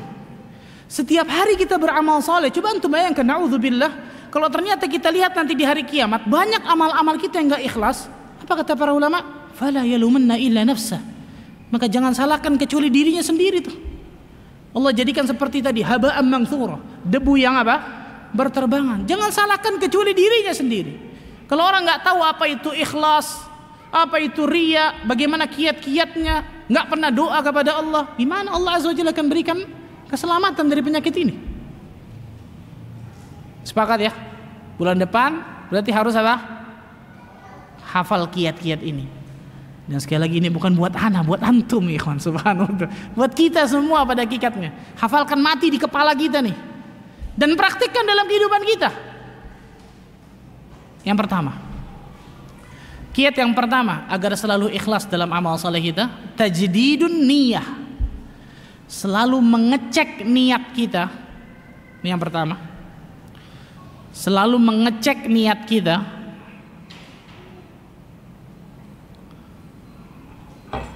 Sebelum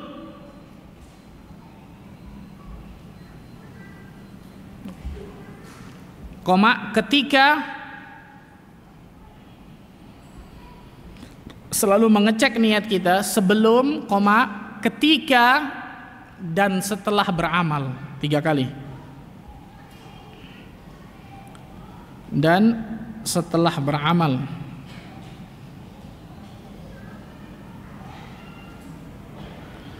Dan setelah beramal. Ini yang pertama nih, ikhwan. Selalu mengecek niat kita sebelum beramal, ketika beramal, dan setelah beramal. Ini yang paling terpenting tapi jarang kita lakukan, ikhwan. Saya mau tanya sama antum semua, tapi antum jawab dalam hati aja. Adakah dari antum semua yang dari rumah atau dari manapun lah datang ke masjid ini, sebelum datang ke masjid cek niat kita? Sebelum masukin alat tulis ke tas, sebelum starter motor mobil, cek niat kita. Saya datang ke Masjid Al-Aziz ini karena Allah atau karena apa nih? Cuma mau ketemu teman doang, atau mau lucu-lucu, atau mau apa kan gitu? Karena niat manusia kan banyak. Adakah dari kita yang ngecek niat sebelum kita beramal soleh? Jawabannya jarang. Kenapa? Biasanya otomatis jalan begitu aja.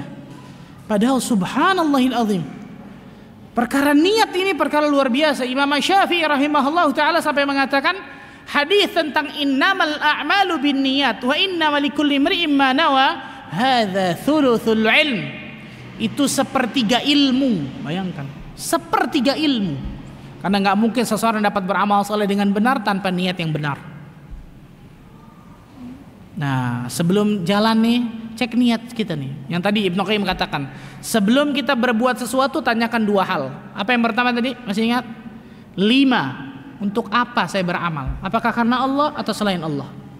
Yang kedua apa? Kaifa? Bagaimana amalan saya? Apakah sesuai dengan contoh Nabi SAW atau tidak? Ini yang pertama. Sebelum jalan cek niat. Insya Allah saya mau datang kajian karena Allah Azza wa Jalla. Saya ingin dapatkan surga Allah. Baik, jalan, bismillah. Di jalan ketemu orang. Mas, mau kemana? Mau ke Masjid Al-Aziz. Masya Allah, mau ngaji mas ya? Saya kepengen kayak mas gini soleh, Masya Allah. Tapi saya belum bisa, Masya Allah. Cuma ngomong begitu doang, nih orang jalan. Hati kita gimana? Soleh enggak, soleh enggak, soleh enggak. Hah? Allah Azza wa Jalla datangkan kepada kita cuma buat ujian kepada kita. Masih lurus nggak niat kita? Betul ya? Karena manusia ini cuma gara-gara pujian manusia lainnya, niat tadi lurus, bisa belok bahkan bisa putar balik niatnya tuh. Betul? Di tengah jalan orang sholat Allahu Akbar, 2 rakaat pertama ikhlas karena Allah, 2 rakaat selanjutnya ada seseorang yang diharapkan di sebelahnya, entah orang yang punya jabatan, entah saya katakan tadi camar dan seterusnya. Wah, Allahu Akbar, Masya Allah. Nah, asar 4 rakaat, rakaat ketiga keempat dijaharin namanya dia. Dilihat orang, bismillahirrahmanirrahim. Dilihat harus, subhanallahirrahmanirrahim. Lagi beramal, ketika sedang beramal. Sebelum beramal, ketika sedang beramal. Masih cek niat itu tuh. Masih lurus nggak Allah, ikhlas atau enggak? Atau sudah tercampuri dengan berbagai macam penyakit, naudzubillah. Dan yang ketiga apa? Setelah beramal, jangan sampai timbul ujub. Dan nanti dalam kitab ini insya Allah kita bahas nih nanti. Jangan sampai timbul ujub, karena hal yang bisa menghilangkan pahala amal saleh kita sebelum dan ketika beramal tadi, riya dan sum'ah. Riya sebelum beramal, sum'ah sebelum beramal, hilang tuh. Ketika di tengah beramal timbul riya, timbul sum'ah, dia tidak lawan itu, tetap aja diikutin sampai akhir selesai, hilang. Kan gitu ya? Harusnya ketika timbul di tengah riya, dia lawan kan gitu. Sempat hilang, balikin lagi niatnya. Sempat hilang, balikin lagi. Yang akan Allah lihat endingnya, ujungnya nanti. Tapi kalau dia ikuti terus bisikan syaitan itu, sehingga niatnya ke Bandung, nyampenya ke Bogor, ya nggak nyambung, betul ya? Saya ulang, hal yang bisa menghilangkan pahala amal soleh kita sebelum dan ketika beramal itu riya. Dan hal yang bisa menghilangkan pahala amal soleh kita setelah amal soleh itu selesai bukan riya, tapi ujub. Tapi apa? Ujub. Pendapat yang lebih rajih, riya setelah beramal itu tidak menghilangkan amal soleh, tapi yang menghilangkan amal soleh setelah beramal ujub. Apa itu ujub?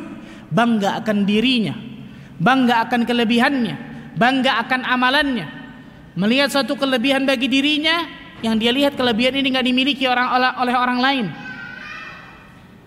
Antum bangun malam, sepertiga malam, ikhlas karena Allah, sampai subuh ikhlas, dapatkan pahala. Sudah dapat pahala nih, bayangkan. Setelah seseorang dapat pahala, pagi harinya ngelihat orang yang nggak sholat malam, oh, ternyata bagusan saya daripada dia, hebatan saya ternyata, dia nggak ada apa-apanya gitu. Bangga akan kelebihannya, bangga akan dirinya. Dan ini banyak nih kan, bisa kepada amal soleh ujubnya, bisa kepada ilmu, bisa kepada kelebihan fisik mungkin, bisa kepada kecerdasan, bisa kepada kekuatan fisik, bisa kepada kekayaan, bisa kepada nasab keturunan, bisa kepada jabatan. Hati-hati nih, ujub ini bisa masuk ke segala lini nih, dan ini dosa besar jelas.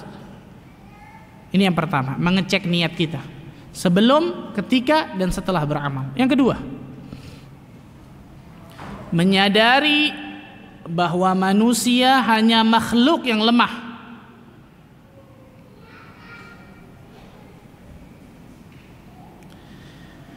Menyadari bahwa manusia hanya makhluk yang lemah, yang tidak bisa memberikan manfaat atau menolak madarat pada diri kita. menyadari bahwa manusia hanya makhluk yang lemah, yang tidak bisa memberikan manfaat atau menolak madarat pada diri kita. Ini yang saya katakan tadi, ketergantungan seorang hamba Allah kepada Allah itu sangat luar biasa. Semakin hamba itu bergantung kepada Allah, semakin mudah dia ikhlas. Semakin hamba Allah itu bergantung kepada makhluk, semakin susah dia ikhlas. Nah, ini penting nih ikhwan. Ta'alluqul qalbi billah. Syekh Salim bin Aid Al-Hilali dalam kitabnya Bahjatun Nadhirin, ketika beliau menjelaskan salah satu hadis di Riyadhus Shalihin masalah doa, beliau mengatakan apa?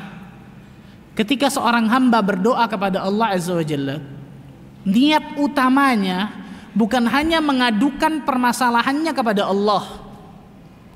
Kalau tujuan utamanya cuma masalah mengadukan permasalahannya kepada Allah, Allah Maha tahu.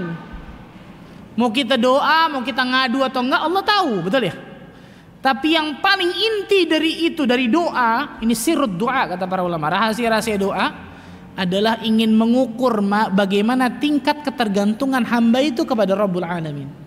Ini yang menjadikan para ulama salaf terdahulu ketika mereka berjalan, sendal mereka putus, yang paling pertama mereka lakukan apa?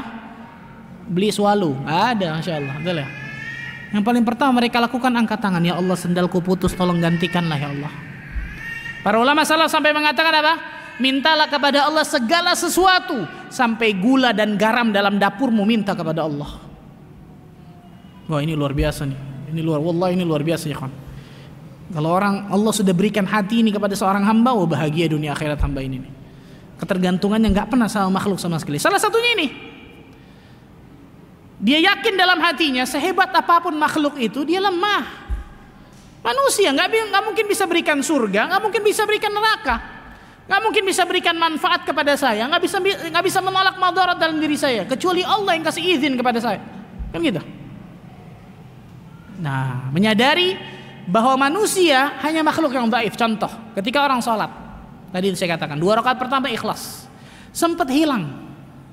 Ketika ada seseorang mungkin di sampingnya sempat hilang, maka yang harus dia lakukan apa? Ini salah satunya nih. Dia makhluk sama seperti saya, nggak punya surga, nggak punya neraka. Mau apa sih berharap sama dia? Dalam hati kita lagi sholat nggak apa-apa mikir seperti itu, subhanallah. Saya nggak mau berharap sama dia. Mau ngapain saya berharap? Saya mau berharap sama yang punya surga dan punya neraka, Allah tabaraka wa ta'ala. Lurus lagi tuh niat itu. Nah, perhatikan, faham ikhwan? Lihat nih, menyadari bahwa makhluk hanya lemah, subhanallah. Mau setinggi apapun jabatannya lagi, mau sehebat apapun dirinya, mau sekaya apapun harta kekayaannya, dhaif, lemah. Kalau dia mati tidak dikuburkan mengeluarkan bau bangkai yang sangat luar biasa. Apakah kepada makhluk seperti ini kita tundukkan kepala kita? Kalla, thumma kalla. Ini yang kedua. Yang ketiga, cepat saja mungkin. Yang ketiga, di antara kiat agar selalu ikhlas di dalam amal saleh kita, kata para ulama, takut akan su'ul khatimah. Takut akan su'ul khatimah.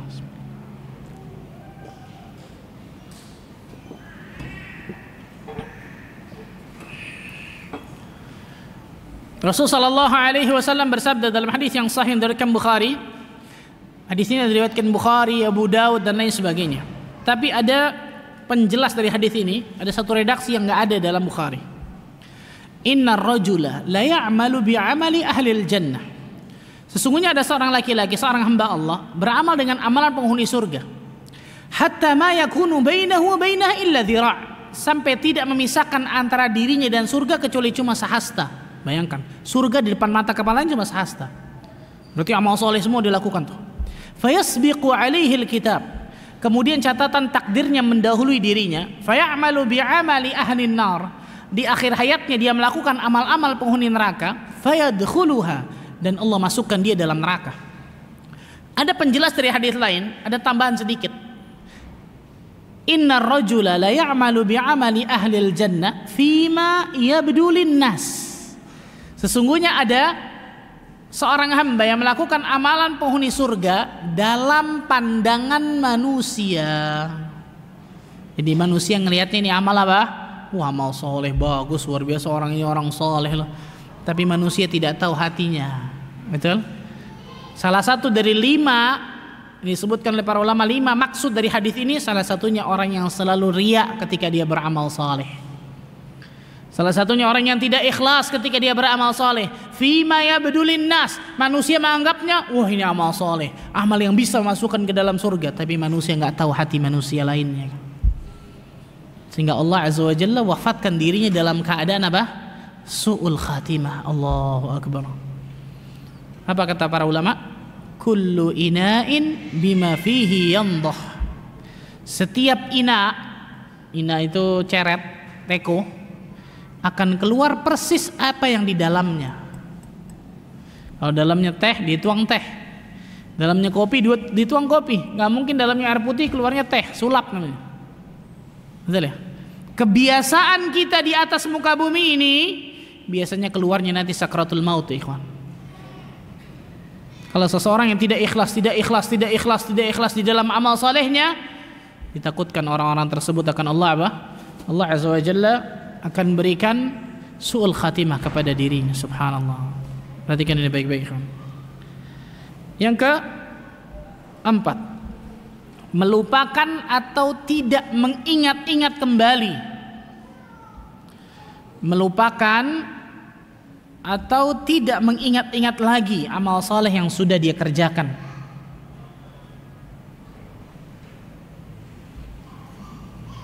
Melupakan dan tidak mengingat-ingat kembali amal soleh yang sudah dia kerjakan.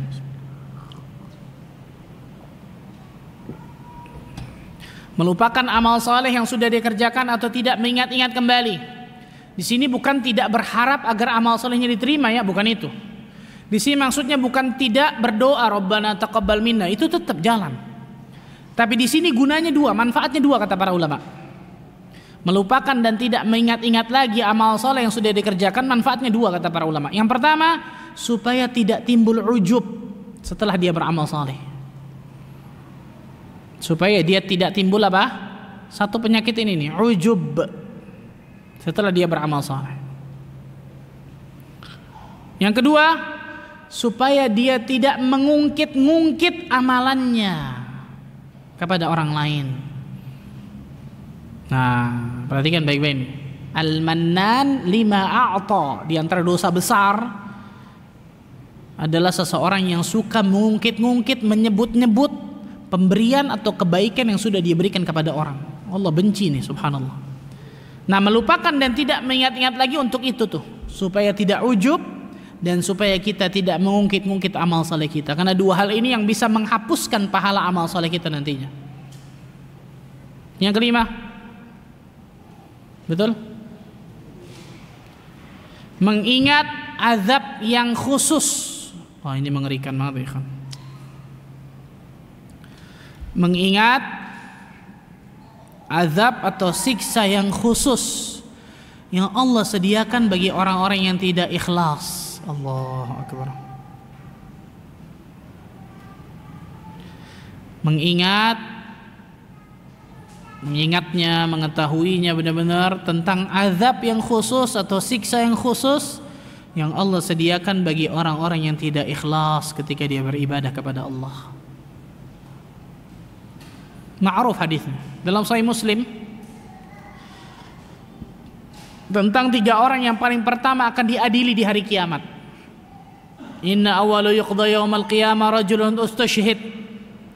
Orang yang paling pertama diadili di hari kiamat orang yang mati syahid. Fa'arrafa ni'amahu fa'arrafaha. Kemudian Allah sebutkan nikmat-nikmat yang Allah berikan kepadanya, dia mengakuinya. Dari pandai memainkan pedang, pandai memanah, strategi perang luar biasa, keberanian yang luar biasa. Dia akui itu dari Allah semua. Betul itu darimu ya Allah. Betul itu darimu ya Allah. Allah bertanya kepada orang ini, "Wa ma 'amilta fiha?"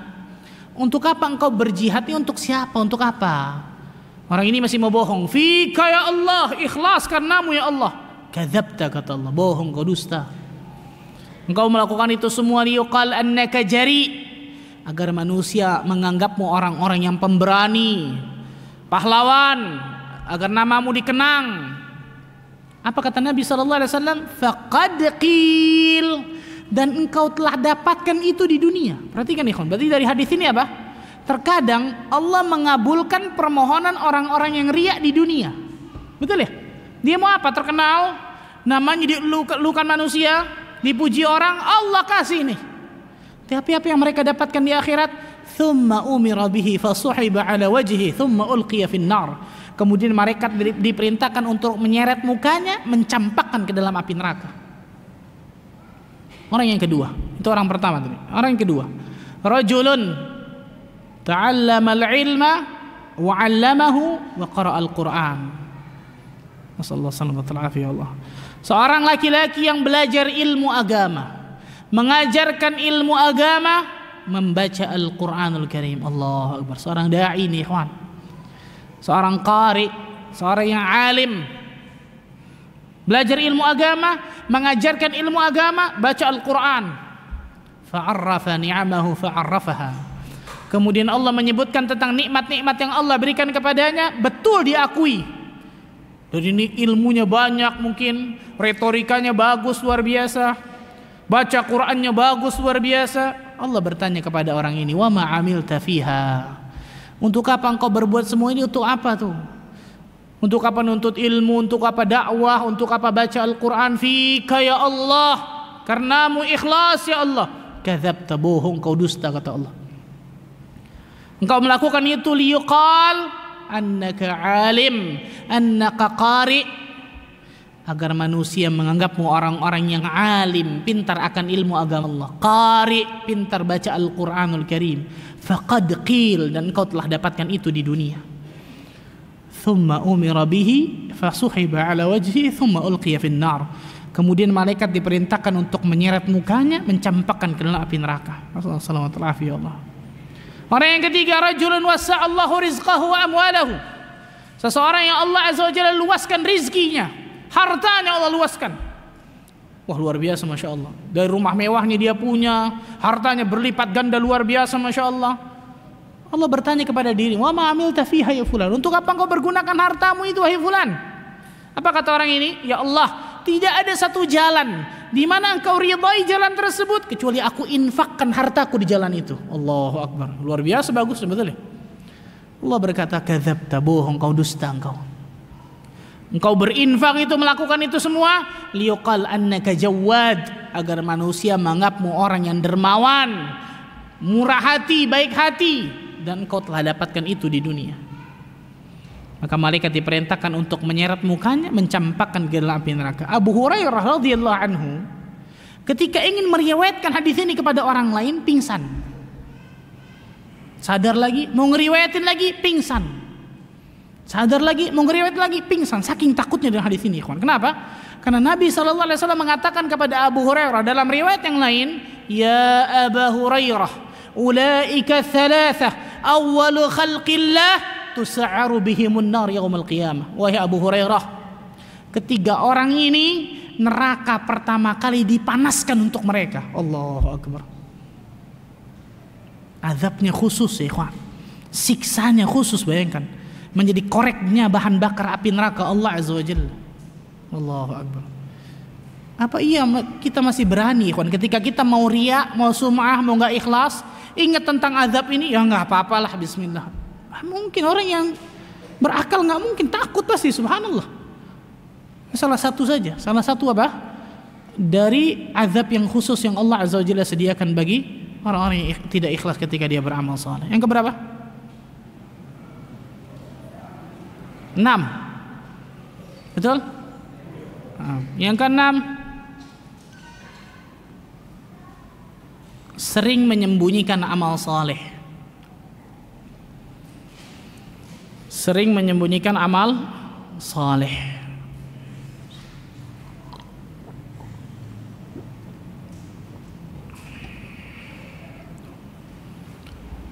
Sering menyembunyikan amal apa? Saleh. Hukum asal amal soleh kata para ulama itu lebih bagus disembunyikan. Hukum asal ya. Mana dalilnya? Allah azza wa jalla berfirman di dalam surat Al-Baqarah ayat 271. Surat Al-Baqarah ayat 271. 271. In tubdus sadaqati fa ni'mahi wa in tukhfuha wa tu'tuha al-fuqara fa huwa khairul lakum. Jika kalian menampakkan sedekah-sedekah kalian, itu baik bagi kalian dengan syarat ikhlas. Tapi jika kalian menyembunyikannya dan memberikan kepada orang fakir, miskin, itu lebih baik bagi kalian. Berarti hukum asal amal saleh lebih bagus apa? Disembunyikan, kecuali dua keadaan. Kecuali berapa? Dua keadaan. Yang pertama, amal saleh yang memang gak mungkin bisa disembunyikan. Amal saleh yang tidak bisa disembunyikan. Contoh, antum datang kajian seperti ini, kan gak mungkin antum ngumpet-ngumpet di ujung, di pojok, pakai helm gitu kan, gak mungkin, betul ya? Siapa nih? Enggak, saya nggak mau kasih tahu, ntar saya riak nih. Ya, padahal fulan nih suara nih. Nggak bisa, betul? Laki-laki sholat berjamaah ke masjid. Kenapa nggak sholat berjamaah ke masjid? Anak takut riak, Pak Ustaz. Ngeles tuh. Itu amal soleh nggak mungkin bisa disembunyikan, betul ya? Tapi ada amal soleh yang bisa disembunyikan. Sedekah contohnya, betul ya? Salat malam, khalwat dengan Allah, puasa sunnah mungkin. Itu amal soleh yang bisa disembunyikan, bisa nggak kelihatan orang. Nah, hukum asal amal saleh lebih bagus disembunyikan kecuali dua keadaan. Yang pertama tadi apa? Amal saleh yang memang nggak bisa disembunyikan. Yang kedua kata para ulama, amal saleh yang kalau kita yakin kita menjadi pencetus pelopor sehingga orang mengikuti kita. Nah, ini lebih bagus ditampakkan kata Imam Nawawi. Untuk apa? Agar kita mendapatkan pahala orang yang mengikuti kita. Niatnya itu tuh. Agar kita mendapatkan pahala orang yang mengikuti kita. Antum misal sebarkan flyer kajian jam 4 hari Ahad dengan Ustadz Ahmad. Niatnya kan dakwah, betul? Supaya orang datang. Siapapun yang ngelihat flyer itu kemudian datang, kita dapat pahalanya, betul? Ini contoh tuh. Kenapa ente nggak nyebarin flyer? Waduh, ntar kalau nyebarin dakwah Ustadz, riya ntar takut Ustadz. Salah ini. Ini salah. Tarkul amal li ajlin nas, riya. Meninggalkan amal karena manusia itu riya. Beramal karena manusia itu syirik. Yang namanya ikhlas apa? Ketika kita beramal karena Allah, meninggalkan amalan pun harus karena Allah, bukan karena manusia. Makanya kalau untuk perhatikan ikhwan, hebatnya para ulama salaf terdahulu dalam menyembunyikan amal saleh mereka itu luar biasa, the best ikhwan. Ada ulama terdahulu yang sering puasa sunnah. Istri di rumahnya nggak tahu, orang di pasar nggak tahu. Gimana caranya? Ketika pagi hari dia suruh sarapan sama istrinya, enggak, bungkus saja, saya mau makan di sana. Mungkin saya mau makan di pasar nanti. Dibungkus sama istrinya. Ketika tengah jalan makanannya dikasih fakir miskin. Orang di pasar menyangka dia sudah sarapan di mana? Rumahnya. Orang rumah menyangka dia sudah makan di mana?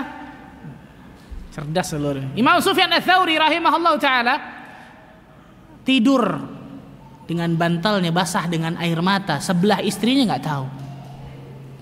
Kalau kita basahnya bukan air mata ini, subhanallah itu. Air yang keluar dari mana itu? Mulut jangan-jangan, subhanallah. Ulama terdahulu ada yang setiap malam ngasih apa? Ngasih makanan dan seterusnya. Puluhan tahun nggak ketahuan. Cicit Nabi SAW, Ali Zainal Abidin. Ketahuannya kapan? Ketika meninggal. Beliau meninggal nggak ada lagi yang bagi-bagi tuh. Dan ketika beliau dimandikan ada apa? Bekas yang hitam di sebelah pundaknya seperti seseorang yang memanggul sesuatu yang berat dalam jangka waktu yang panjang. Setiap malam. Bayangkan. Ketahuannya setelah selesai. Setelah selesai nikmat, orang mau muji, orang mau apa, nggak ada urusan, sudah selesai. Nah, ini penting nih ikhwan, hati-hati nih. Jangan senang ketika beribadah kepada Allah dipuji orang. Saya sering katakan apa? Pujian sama dengan ujian. Pujian manusia kepada kita itu ujian tersendiri yang Allah berikan kepada kita. Lulus apa enggak gitu tuh. Nah, jadi jangan apa? Gayung bersambut ketika dipuji, disanjung. Masya Allah, antum soleh ya, luar biasa ya. Jawabnya sih dalam hati mungkin, betul ya? Iya dong. Dalam hati, jadi panjang luar biasa. Iya dong. Harusnya apa? Ya Allah, ini ujian lagi nih. Makanya kan kita pada hakikatnya tidak diperkenankan memuji orang tersebut di hadapan orang itu, ditakutkan niatnya akan apa? Berubah.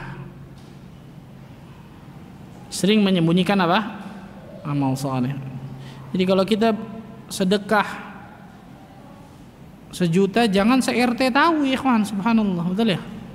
Sedekah 5 juta se-RW tahu, sedekah 10 juta satu kelurahan tahu. Ini kacau nih, subhanallah. Yang keberapa tuh? Yang ke-7 terakhirlah. Berdoa kepada Allah Azza wa Jalla. Berdoa kepada Allah Azza wa Jalla agar Allah berikan keikhlasan. 5:30 nih, subhanallah, kayaknya akan saya ngomong nih. Berdoa kepada Allah Azza wa Jalla agar Allah berikan apa? Keikhlasan. Apa doanya?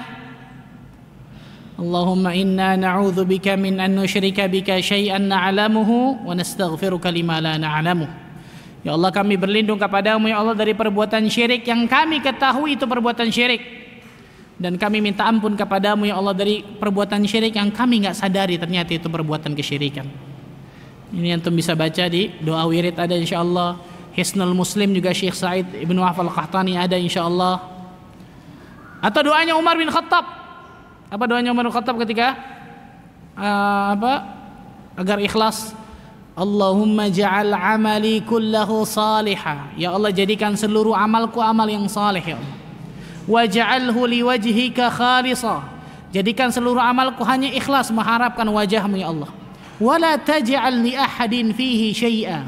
Dan jangan jadikan sedikit pun dari amalanku ya Allah untuk selain daripadamu ya Allah. Nah, hafal doanya? Nah, siapa yang hafal? Antum sudah pada ikhlas kayaknya, masya Allah, nggak pernah doa nih Allah ya. Atau doa kepada Allah, ya Allah jadikan hamba orang yang ikhlas, jauhkan hamba dari riya dan sum'ah dan seterusnya. Antum bisa buka di doa wirid ada, Hisnul Muslim ada, Imam An-Nawawi Al-Adhkar juga ada dan seterusnya. Ini mungkin yang saya bisa sampaikan ya. Untuk mana yang jawab itu? Oh, Masya Allah. Ini mungkin yang saya bisa sampaikan ya. Semoga Allah Azza wa Jalla berikan hidayah itu taufik kepada diri kita untuk menuju siratal mustaqim, dan semoga Allah tabaraka wa taala jadikan diri kita termasuk orang-orang yang ikhlas ketika kita beramal saleh. Ini 7 ini bukan pembatasannya 7 kiat ini ya, ada banyak pada ikannya, tapi 7 kiat ini mudah-mudahan yang bisa kita praktekkan dalam kehidupan kita. Wallahu a'lam bishawab. Silakan, mungkin ada yang bertanya sebelum saya. Fadhal.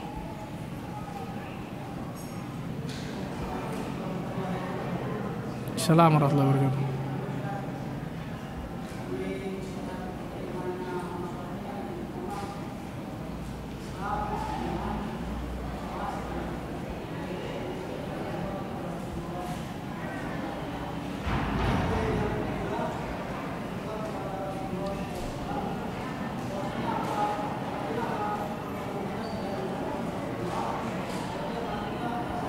Ya.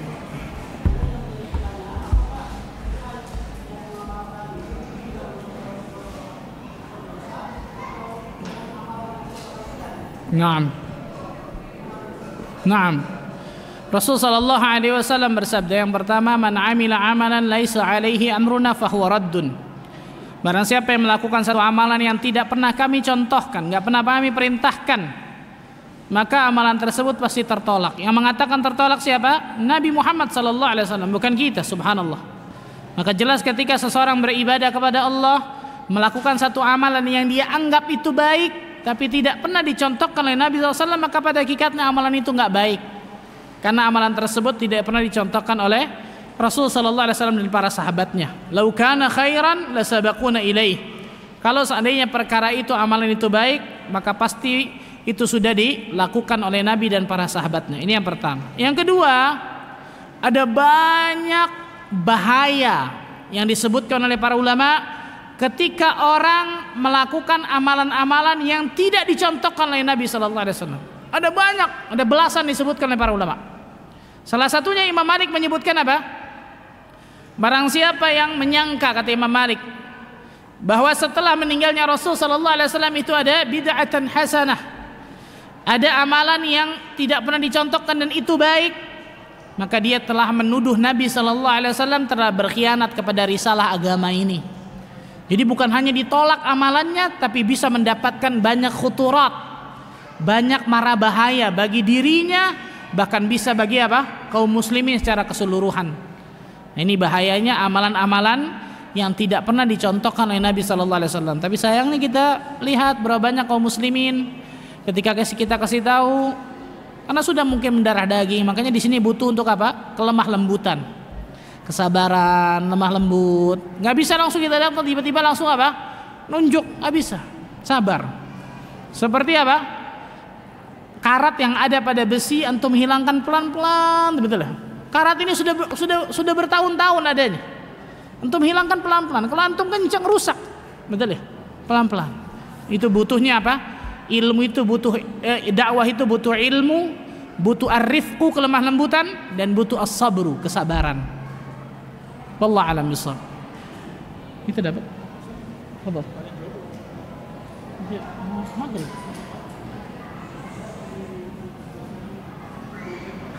Mau lanjut? Baik. Ana ada hadiah, masya Allah. Ana kasih. Ana yang ngasih pertanyaan ke antum. Antum angkat tangan, nanti ana ikhwan berarti ya. Ikhwan saya nggak tahu akhwat ini, subhanallah.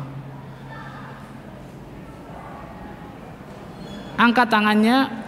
Apa saja kiat-kiat agar selalu ikhlas? Fadhal.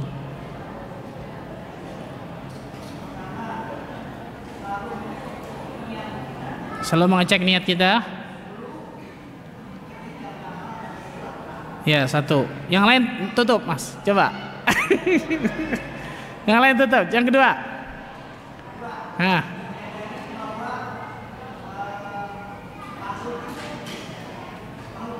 Manusia makhluk yang lemah. Barakallahu fiik. Yang ketiga. Barakallahu fiik. Yang keempat. Takut akan su'ul khatimah. Barakallahu fiikum, masyaallah. Itu salah satu dari kiat-kiat agar selalu ikhlas. Tapi itu mungkin saya bisa sampaikan ya, karena sebentar lagi kita akan maghrib. Semoga Allah azza wajalla berkahi pertemuan kita. Semoga Allah azza wajalla jadikan diri kita termasuk golongan hamba-hamba Allah yang selalu Allah berikan hidayah taufik untuk meniti siratal mustaqim, sampai nantinya Allah wafatkan kita semua dalam keadaan husnul khatimah. Allahumma amin rabbal alamin. Subhanakallah bihamdika, asyhadu an la ilaha illa anta astaghfiruka wa atubu ilaik. Wassalamualaikum warahmatullahi wabarakatuh.